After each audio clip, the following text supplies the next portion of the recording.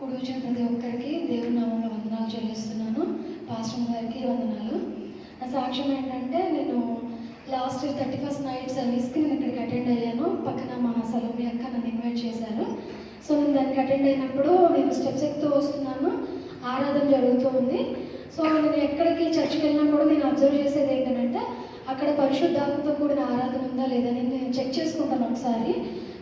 అలా వచ్చినప్పుడు ఇక్కడ అందరూ అన్ని భాషలతో మాట్లాడుతూ ఆత్మ చేత నింపబడి ఆరాధన చేస్తాను. నాకు చాలా బాగా అనిపించింది. సో నేను అక్కడ అలా కూర్చొని ప్రార్థన అంతా అయిపోయి వెళ్ళేటప్పుడు నేను ఒక ప్రార్థన చేస్తున్నాను, దేవా నన్ను ఈ సంఘంలో స్థిరపరచండి దేవాన్ని ప్రేయర్ చేసుకుని వెళ్ళిపోయాను. వెళ్ళిపోయిన తర్వాత ఒక 2 డేస్కి నేను ఇట్లా ఇంట్లో ప్రేయర్ చేసుకుంటూ ఉన్నాను. అప్పటికి నాకు అసలు ఏం హెల్త్ బాగాలేదు. నేను ప్రేయర్ చేసుకుంటూ ఉన్నప్పుడు నాకు ఒక స్వరం వినిపిస్తూ ఉంది, ఏంటంటే నీ కోసం బయట ఒక గుంపు జనం ఎదురు చూస్తున్నాను, బయటికి వెళ్ళు అని చెప్పేసి. సో నేను దాన్ని లైట్ తీసుకుని మళ్ళీ ప్రేయర్ స్టార్ట్ చేస్తాను. నాకు పదే ఒక 4 సార్లు అలా వినిపిస్తూ ఉంటే ఎందుకు ఇలా జరుగుతుంది అని చెప్పేసి నేను ఫస్ట్ టైం నాకు ఎప్పుడు అలా అనిపించలేదు. చాలామంది చర్చిల్లో చెప్తా ఉంటే నేను వింటూ ఉండేదాన్ని, కానీ నాకు ఎప్పుడు అలా ఎక్స్పీరియన్స్ అవ్వలేదు. సో ఏంటి ఒకసారి బయటికి వెళ్ళి చూస్తే పోతుంది కదా అని చెప్పేసి నేను బయటకు వచ్చి చూసేసరికి అక్కడ రానక్క సలోమియక్క ఇంకా మన స్వప్న ఉన్నారు. సో నేను వాళ్ళ దగ్గరికి వెళ్ళి ఎక్కడికి వెళ్తున్నారు అక్క అని అడిగినప్పుడు అక్క వాళ్ళు ఏమన్నారంటే, ఇలా ప్రతి బుధవారం స్త్రీల కూడిక జరుగుతుంది, అక్కడికి వెళ్తున్నామంటే నేను కూడా రానా అని అడిగాను. సరే రామ్మానంటే నేను వాళ్ళతో కలిసి వచ్చాను. ఆ రోజు పాస్టర్ గారి వాక్యం అయిపోయిన తర్వాత కూడా నేను సాక్ష్యం చెప్పుకున్నాను. చాలామంది ఉన్నారు ఇక్కడ. సో నేను ఏం సాక్ష్యం చెప్పానంటే, నేను చాలా భయంతో ఉన్నాను, నాకు హెల్త్ కండిషన్ ఏం బాగాలేదు, లోన్లీగా డిప్రెషన్లోకి వెళ్ళిపోయాను, చాలా చారబడి చేసి ఉన్నారు, దాన్ని బాగు చేయించుకోవడం కూడా జరిగింది. సో నేను ఇక్కడికి ఇలా ప్రార్థన చేస్తున్నప్పుడు ఒక స్వరం వినపడితే నేను అక్క వాళ్ళతో కలిసి వచ్చాను అని చెప్పి సాక్ష్యం కూడా పంచుకున్నాను. అలా ఆ రోజు నుంచి నేను ప్రతి వెన్స్డే ఒక సమ్మర్ హాలిడేస్లో ఒక 4-5 వీక్స్ తప్ప నేను ఎప్పుడు కూడా ఇంటి దగ్గర ఉండి నేను అటెండ్ అవ్వలేదు. అలా నేను ఏంటంటే ఆ వీక్ మొత్తం సండే కోసం వెయిట్ చేస్తాను. వన్స్ సండే అయిపోయిన తర్వాత వెన్స్డే కోసం వెయిట్ చేస్తాను. నేను ఇలా వెయిట్ చేస్తూ ఉండేదాన్ని. నేను అప్పుడు నా హెల్త్ బాగాలేదని చెప్పాను కదా, ఆ టైంలో నేను ఒక 37 kgsకి నేను పడిపోయాను అనమాట. వెయిట్ చాలా లాస్ అయిపోయాను. ఎందుకంటే ఏదో భయం, ఎందుకు భయమో తెలీదు, ఏదో భయం, నాకు చచ్చిపోతానన్న భయం కాదు, కానీ అది వితౌట్ రీజన్ అనమాట, నాకు తెలీదు. ఆ భయంతో నేను ఉన్నప్పుడు ఇలా చర్చికి రావడం, ఉమెన్స్ మీటింగ్కి అటెండ్ అవ్వడం, చాలామంది టెస్టిమోనీలు చెప్పడం, అలా నేను చాలా బలపడ్డాను. సో నేను అలా వస్తూ నా గతాన్నంతా నేను మర్చిపోయాను.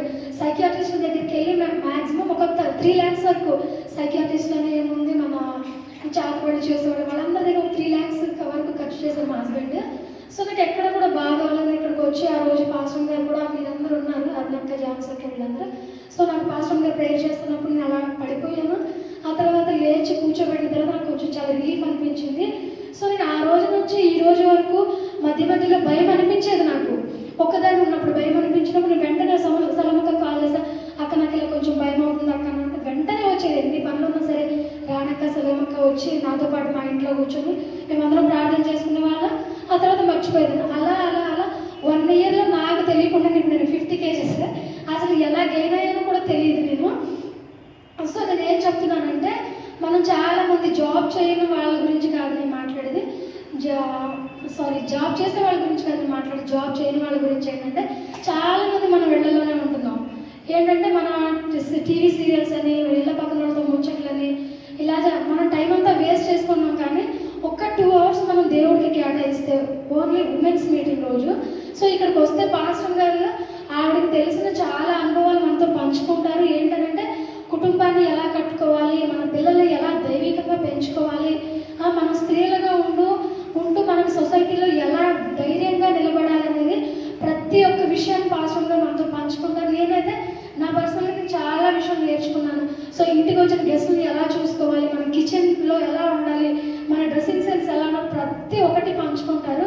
సో నేను అనేది ఏంటంటే ప్రతి ఒక్కరు కూడా ఉమెన్స్ మీట్లో పాల్గొనాలని నేను చెప్తున్నాను. అది బుధవారం 11 గంటల నుంచి మధ్యాహ్నం 1:30 వరకు జరుగుతుంది. సో మీరందరూ దాంట్లో పార్టిసిపేట్ అవ్వాలి. అండ్ ఇంకా ఏంటి అని అంటే, ఇప్పుడే చెప్పాను